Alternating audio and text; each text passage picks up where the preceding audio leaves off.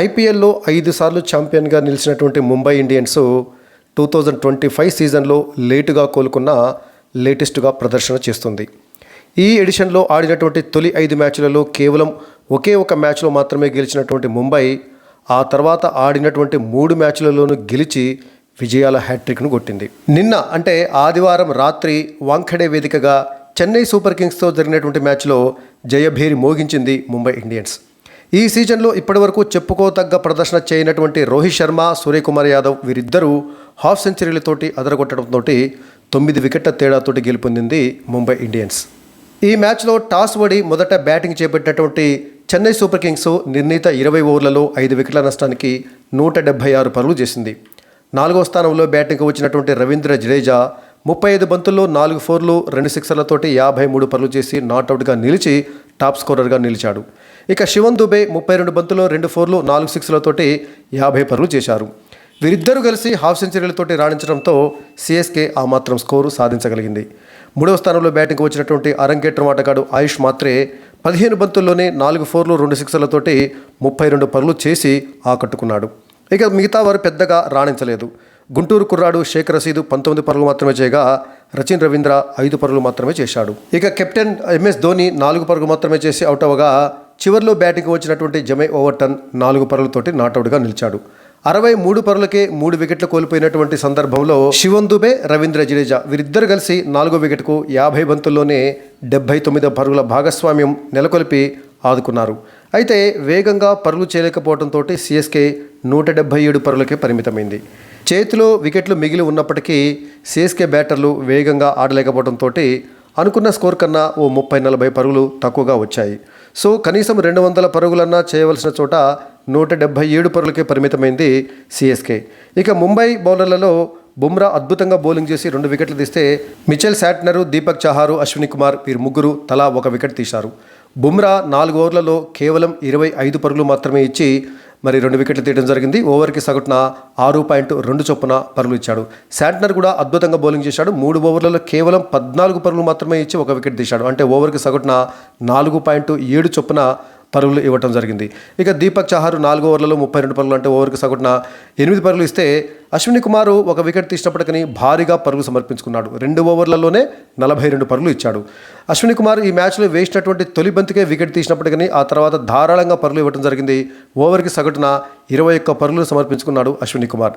హార్దిక్ పాండ్యా కూడా పర్వాలేదు, వికెట్లు తీయకపోయినప్పటికీ 2 ఓవర్లలో 13 పరుగులు మాత్రమే ఇచ్చాడు. అంటే ఓవర్కి సగటున 6.5 చొప్పున పరుగులు ఇస్తే విల్ జాక్స్ వేసినటువంటి ఒకే ఒక ఓవర్లో 4 పరుగులు మాత్రమే ఇచ్చాడు. ఇక ప్రధానమైనటువంటి పేస్ బౌలర్ ట్రెంట్ బౌల్ట్ 4 ఓవర్లలో 43 పరుగులు అంటే ఓవర్కి సగటున 10.8 చొప్పున పరుగులు ఇవ్వడం జరిగింది. మొత్తంగా చూసినట్టయితే Bumrah, Santner, Hardik Pandya, Will Jacks వీరందరూ కూడా అద్భుతంగా బౌలింగ్ చేయడంతో సిఎస్కే సాధించాల్సినటువంటి పరుగుల కంటే ఓ 30 పరుగులు తక్కువ చేసిందని అనిపించింది.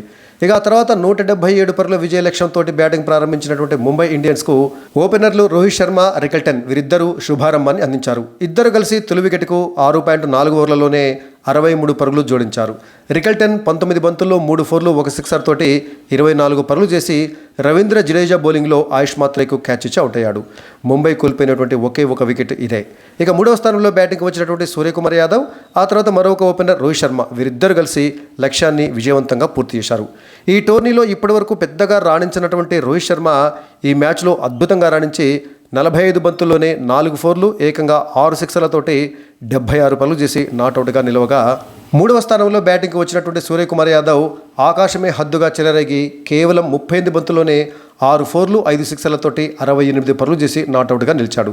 వీరిద్దరు కలిసి అంటే రోహిత్ శర్మ, సూర్యకుమార్ యాదవ్ వీరిద్దరు కలిసి 2వ వికెట్కు 54 బంతుల్లోనే 114 పరుగులు జోడించి అజేయంగా నిలిచారు. దీంతో ముంబై ఇండియన్స్ 15.4 ఓవర్లలోనే 1 వికెట్ మాత్రమే కోల్పోయి 177 పరుగులు చేసి 9 వికెట్ల తేడాతోటి ఘన విజయం సాధించింది. ఇక సిఎస్కే బౌలర్లలో రవీంద్ర జడేజా మాత్రమే 1 వికెట్ తీశాడు.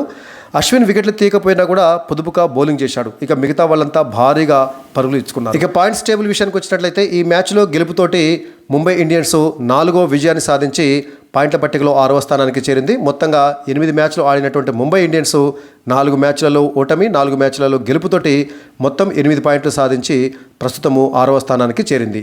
ఇక ఈ మ్యాచ్లో ఓటమితోటి చెన్నై సూపర్ కింగ్స్ 8 మ్యాచ్లలో కేవలం 2 విజయాలు సాధించి 6 ఓటములతోటి కేవలం 4 పాయింట్లు మాత్రమే సాధించి పాయింట్ల పట్టికలో 10వ స్థానంలోనే కొనసాగుతుంది. ఎందుకంటే గత కొద్ది రోజులుగా సిఎస్కే 10వ స్థానంలో ఉంది. ఇంతకంటే దిగజారడానికి ఇంకా ఏమీ లేదు కాబట్టి ప్రస్తుతం సిఎస్కే 10వ స్థానంలోనే కొనసాగుతుంది. ఇక తాజాగా గుజరాత్ టైటాన్స్ పాయింట్ల పట్టికలో అగ్రస్థానంలో ఉంటే Delhi Capitals, royal Challengers Bengaluru, Punjab Kings, Lucknow super giants ఆ తర్వాత స్థానాలలో ఉన్నాయి. 1వ స్థానంలో ఉన్నటువంటి గుజరాత్ టైటాన్స్ నుంచి 5వ స్థానంలో ఉన్నటువంటి లక్నో సూపర్ జెయింట్స్ వరకు ఈ 5 టీమ్స్ కూడా మొత్తం 10 పాయింట్లు సాధించాయి. అంటే ఒక్కొక్క టీము 10 పాయింట్లతోటి సమానంగా ఉన్నప్పటికీ నెట్ రన్ రేట్ ఆధారంగా మెరుగైనటువంటి నెట్ రన్ రేట్ ఉన్నటువంటి గుజరాత్ టైటన్స్ మొదటి స్థానంలో, ఢిల్లీ క్యాపిటల్స్ 2వ స్థానంలో, ఆర్సీబీ 3వ స్థానంలో, పంజాబ్ కింగ్స్ 4వ స్థానంలో, ఇక ఎల్ఎస్జీ అంటే లక్నో సూపర్ జెయింట్స్ 5వ స్థానంలో కొనసాగుతున్నాయి. సో టాప్లో ఉన్నటువంటి టీమ్స్ మధ్య పోటీ ఎంత తీవ్రంగా ఉందో మనకు అర్థమవుతుంది. 1వ స్థానం నుంచి 5వ స్థానం వరకు ఉన్నటువంటి అన్ని జట్లకు సమానమైనటువంటి పాయింట్లు ఉన్నప్పటికీ కేవలం నెట్ రన్ రేటు ఆధారంగానే వాటి యొక్క స్థానాలు డిసైడ్ చేయడం జరిగింది. సో తొలి 4 స్థానాలలో నిలిచినటువంటి జట్లు మాత్రమే ప్లే ఆఫ్స్కు వెళ్తాయన్న సంగతి మనకు తెలిసిందే కాబట్టి మరి ఈసారి పోటీ చాలా రసవత్తరంగా ఉండేటటువంటి అవకాశం ఉంది. ఇక ఆ తర్వాత ముంబై ఇండియన్స్ ప్రస్తుతం ఈ మ్యాచ్లో గెలిచినటువంటి ముంబై ఇండియన్స్ మొత్తం 8 పాయింట్లతోటి 6వ స్థానంలోకి చేరితే కేకేఆర్ అంటే కోల్కతా నైట్ రైడర్స్ 3 విజయాలతోటి 6 పాయింట్లు సాధించి ప్రస్తుతం 7వ స్థానంలో ఉంటే అడుగున ఉన్నటువంటి 3 జట్లు అంటే Rajasthan Royals, Sunrisers Hyderabad, Chennai Super Kings ఈ 3 జట్లు కూడా ఇప్పటివరకు కేవలం 2 విజయాలు మాత్రమే సాధించి తలా 4 పాయింట్లు సాధించినప్పటికీ మెరుగైన నెట్ రన్ రేట్ వల్ల రాజస్థాన్ రాయల్స్ 8వ స్థానంలో, ఎస్ఆర్హెచ్ 9వ స్థానంలో, సిఎస్కే 10వ స్థానంలో కొనసాగుతున్నాయి.